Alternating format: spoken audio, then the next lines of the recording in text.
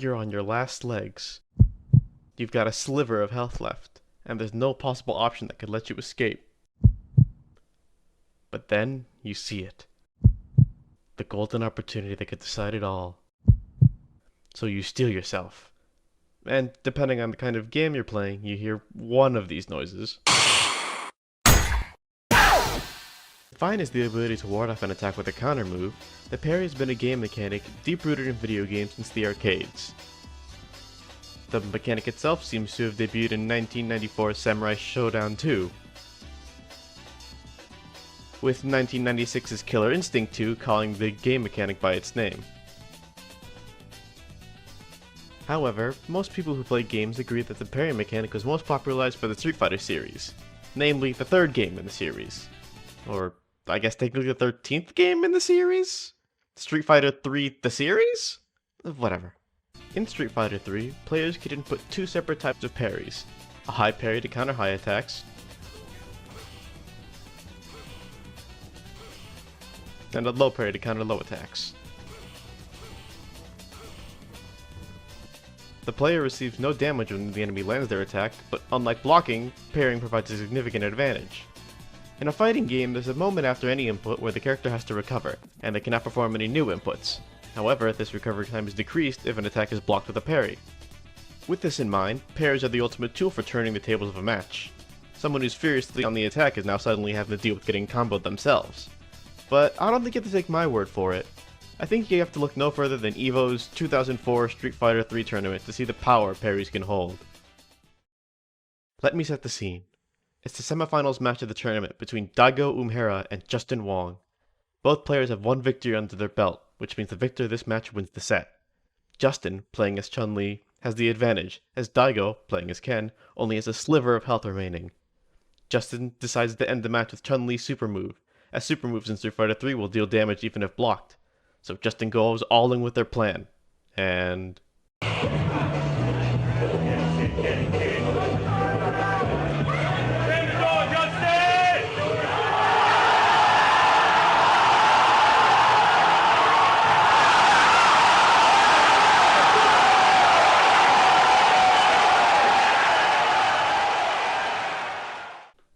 It's one of those fighting game moments that have really gone down in history, to the point where modern media have also gone in reference to the historic video game moment.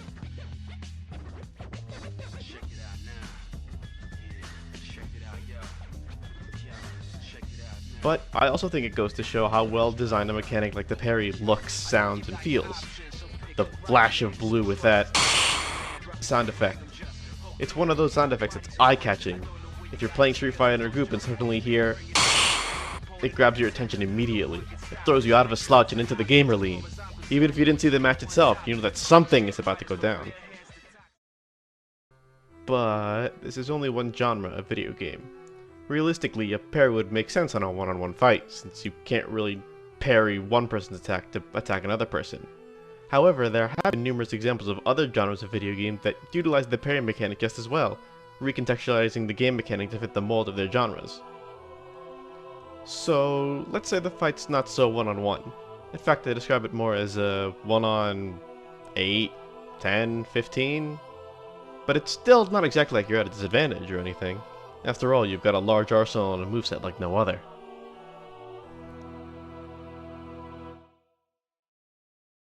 ULTRAKILL is a movement shooter created by Hakita and his team of like-minded insane individuals, which, surprisingly enough, also features a parry mechanic. In a regular fight, a parry gives you an advantage over your opponent, allowing you to take them down more easily. However, that idea changes when we introduce the idea of fighting a group of enemies. The parry becomes a lot less effective in taking down enemies, but still aids with survivability. The ULTRAKILL developer saw this, and took the idea of the parry in a very unique direction. You still have to wait for a moment when an enemy attacks you, but rather than block a kick or a punch, you just sorta send their whole attack back at them. It's a unique way to recontextualize an otherwise pretty solid mechanic, but it works perfectly for the type of game that ULTRAKILL is.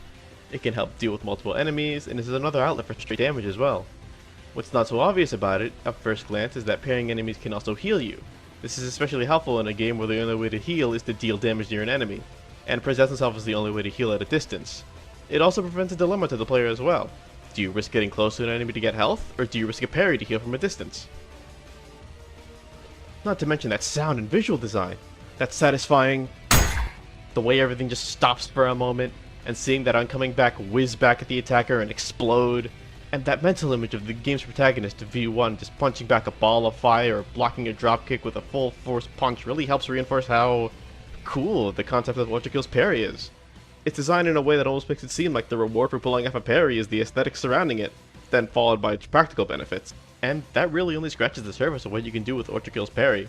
The mechanic is so in-depth that it really requires a video of its own to grasp the different mechanics that the parry can interact with. Another game with an odd choice for a parry is Pizza Tower. As this 2D side-scrolling platformer, it doesn't really let the parry stand center stage, as the only way to learn about the parry is a hint that has a random chance of appearing. Though, in the game's defense, the parry mechanic isn't as in-depth as something like Street Fighter or ULTRAKILL's. The game has a taunt button that, when timed properly, acts as a parry. The parry defeats standard enemies in one hit, and also negates all damage when used against bosses. It acts as a lifeline to avoid damage and defeat enemies. While it's fairly basic, I think it's important to note how well it can be used in the game's moment-to-moment gameplay. The game has a high emphasis on holding a combo, with the best level grade even being locked behind holding a combo for the whole stage. As such, the parry can be used against unpredictable enemies or unplanned situations. The enemy charging at you, leaving you no time to react. Enemy with a weapon in front of them and no time to build up speed to attack them. Even against bosses, it proves to be a useful tool to help deal with unfamiliar boss patterns. It acts as a safety net when you're not sure how to outright avoid an attack, or can't. The visual and auditory components of the parry are also fantastic. That noise that plays when you pull it off, followed by the various poses pulled off by Peppino, are always great to see and hear. Of course, this is only a small selection of games that I'm familiar with that have parries. There are other games with different genres than parry mechanics that also fall into the same concepts that the aforementioned games do. Games like Dark Souls, Metal Gear Rising, the Yakuza series, and several others I'm sure I'm forgetting. A lot of what I've noticed from analyzing parries from different genres is how much effort needs to be placed into the game mechanic as a whole. Not simply from a how does this affect gameplay view, but also from a what should the player see and hear view. While a good parry can stand alone on being a functional game mechanic, it seems like the more widely known parries also have visual and auditory aspects to them that are just as known. The reward for these parries becomes the rush of adrenaline from that "I parried" moment, the sounds and sights of the parry, as well as the significant gameplay advantages it provides. And I believe that's the power a parry mechanic can provide to a game.